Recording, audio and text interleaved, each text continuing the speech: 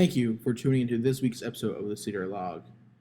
Like last week, there was a lot of background noise due to the trip to the 2022 NOAC. Please sit back, relax, and enjoy. Okay, it's Reese again, and I have Heather Filer with me. Brother Matt turns around here. She'd have more luck defending him or her. All right, Heather, so how'd you get into scouting? Just like the best way to I got into scouting when my son came home from kindergarten with a paper and said, "Mommy, we have to do this." And I said, "Okay." And I had no idea what it was, but we went to the open house for Cub Scouts, and the rest is kind of history because that's where it was started, and I haven't stopped since. Gotcha. So you went through Cub Scouting with your son. Were you a den leader, or did you do anything with the pack? I was not the den leader, but I got on the pack committee, and I think it was secretary for a little while, and then helped. I was like every year we helped do the blue and gold, and it was. It's kind of a blur at this point, because it's been so long, but it was a lot of fun. We did a lot in the pack. We were very involved. I mean, as Cub Scouts, you have to be. So you went on every camping trip with them, and we went wherever they went. We did all the stuff with the things and the people.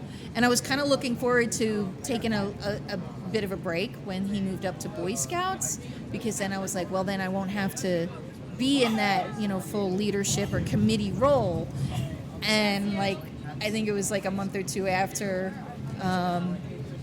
my girlfriend said, no, we've been signed up for fundraising committee, and I was like, oh, okay, we were supposed to take a year off, but we didn't, so it was fine. And so I was involved at the troop level, and that was kind of an interesting thing, because I was trying to give my son a little bit of space, because at the Cub Scout level you're very involved as a parent, and then at the troop level, when you move from Cub Scouts to Boy Scouts, you're supposed to allow them that room to grow kind of without you, on your own.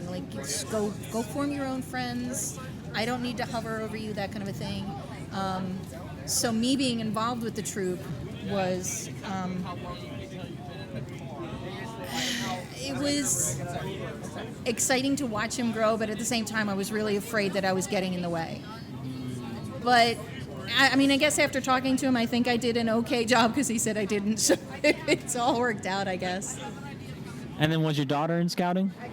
Actually, both of them were, because I do have two daughters, and they, for a hot minute, they were both involved in venturing. So I was bugged for a little while, I think it was about a year. Some of the older boys in the troop were like, come on, let's start a venturing crew, be our advisor. And I was like, no, I don't know what that means. I don't know how to do that. And finally, and Steven, who was the one who was like, yeah, you don't have to do anything. The youth do everything. It's all fine. And I'm like, okay, fine, I'll be your advisor. He helped get it started. Both my daughters and my son joined the crew. And then immediately later, he left for college and was gone, and I was left being advisor, and I'm going, I don't know what I'm doing.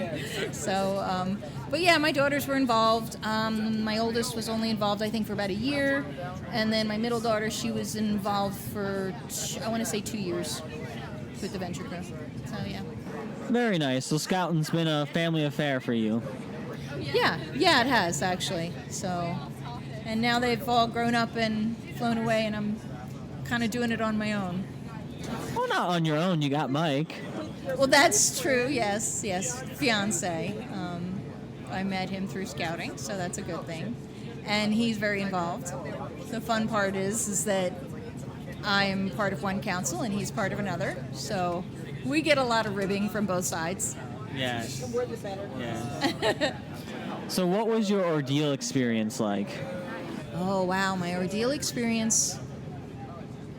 That was actually pretty phenomenal. I had no idea that it was even going to happen. I had been to summer camp, but only not for the whole week.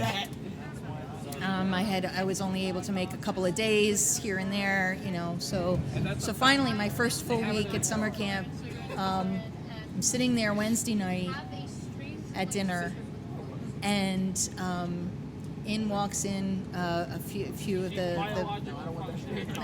members of the OA, and they were like, okay, so we're going to have a little presentation, and they stood up there and they gave the legend, and then they called out Skip Burkhardt, who was part of our troop, part of my troop. There's this guy. I was part of his troop. I think I was part of his troop. He was there before I was. So they're like, are you here? And he's like, I'm here. He's like, do you have a member that you would like to nominate for the OA and for a deal?